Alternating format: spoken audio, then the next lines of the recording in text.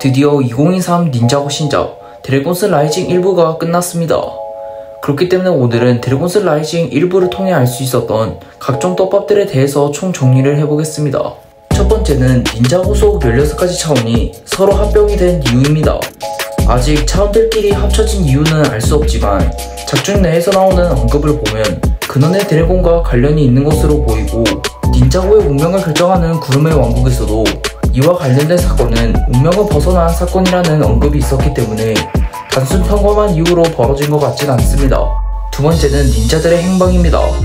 기존 닌자 중에서 로이드와 카이, 잔, 니아의 행방은 확인할 수 있었지만 콜과 제이, 마스터 우의 행방은 확인할 수 없었습니다. 물론 이들은 세계관에서 사망한 것처럼 묘사가 되긴 하지만 다른 닌자들 역시 사망한 것처럼 표현이 되다가 각각의 차원에 뿔뿔이 흩어진 것처럼 나오기 때문에 나오지 않은 제이와 콜, 마스터 우는 제품에서도 확인할 수 있는 만큼 각각의 차원에 뿔뿔이 흩어졌다는 것을 예측할 수 있습니다. 세 번째는 새로운 캐릭터들의 활약입니다.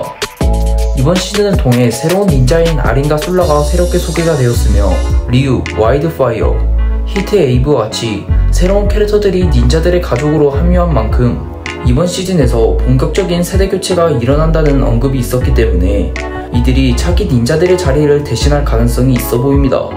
그리고 개인적으로는 구름의 왕국에서 새롭게 등장한 바람의 마스터 역시 최고 인기 캐릭터인 모로의 원소를 이어받은 만큼 차기 작에서 큰 활약을 보여줄 것 같네요.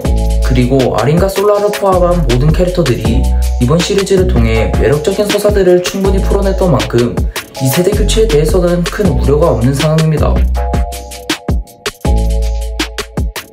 네 번째는 근원의 드래곤입니다.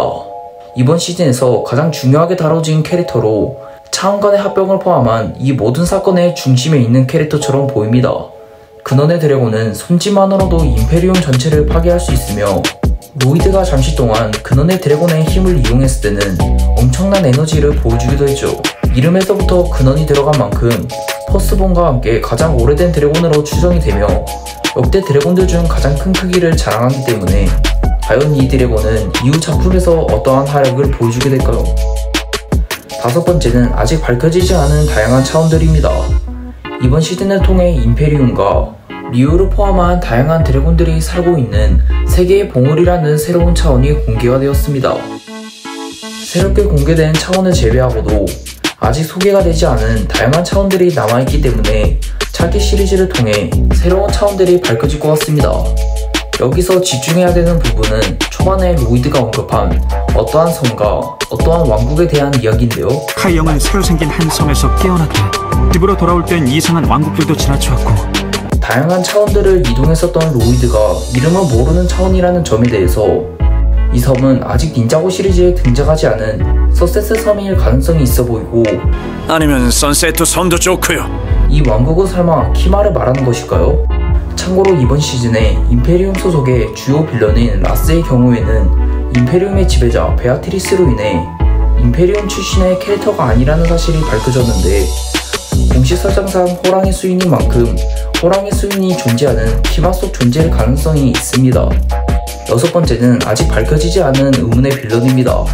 이번 시리즈를 통해 오랜만에 구름의 왕국이 재등장하였는데 이 구름의 왕국에 누군가가 저주를 내렸다는 언급이 있었습니다.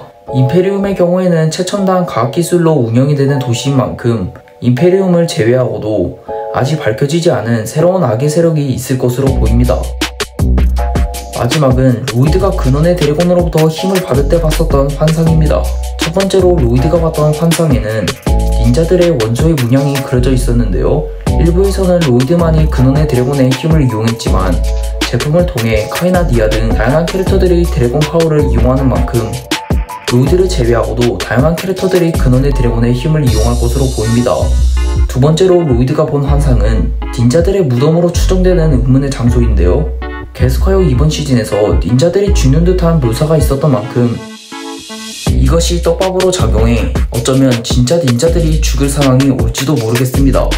무엇보다 닌자고 시리즈는 각 시즌들을 엮는 거대한 이벤트가 가끔씩 나오게 되는데 이번 시즌에서는 차원과 관련된 스토리가 다뤄지는 만큼 과거의 닌자들이 내부 영역과 최초의 차원을 구해준 만큼 현재 이들은 닌자들에게 우호적인 상황이며 이번 시즌을 통해 어둠의 세계 속 다양한 존재들, 세계의 봉우리에 있는 드래곤들과 구름의 왕국 속 구름의 마스터를 포함한 다양한 캐릭터들이 닌자들에게 우호적인 상황인 만큼 이들 전체가 모이게 되는 거대한 이벤트를 한번 예상해봅니다. 이때는 키마 역시 등장할 수 있겠죠.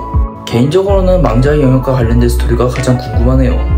어쨌든 오늘은 드래곤스 라이징 일부를 통해 알 수 있었던 각종 떡밥들에 대해서 총 정리해봤습니다. 참고로 드래곤 라이징에서 발생한 이 차원과 관련된 떡밥은 이번 시즌에서 풀리는 것이 아닌 다음 시즌에서도 계속 이어갈 예정이라고 합니다. 그렇기에 이 차원과 관련된 스토리는 이번 시즌에서만 적용되는 것이 아닌 닌자고의 거대한 프로젝트를 위한 일부의 수단이 되지 않을까 생각해봅니다. 하지만 뭔지 잘 몰라도 우리 사이에 뭔가 신비한 일이 생긴 건 확실해. 우리 두 종족 사이에 뭔가 통하는 힘이 있다면 지금부터 같이 지내는 것도 좋겠지. 우리가 필요한 순간이 생긴다면 리우가 우리를 찾아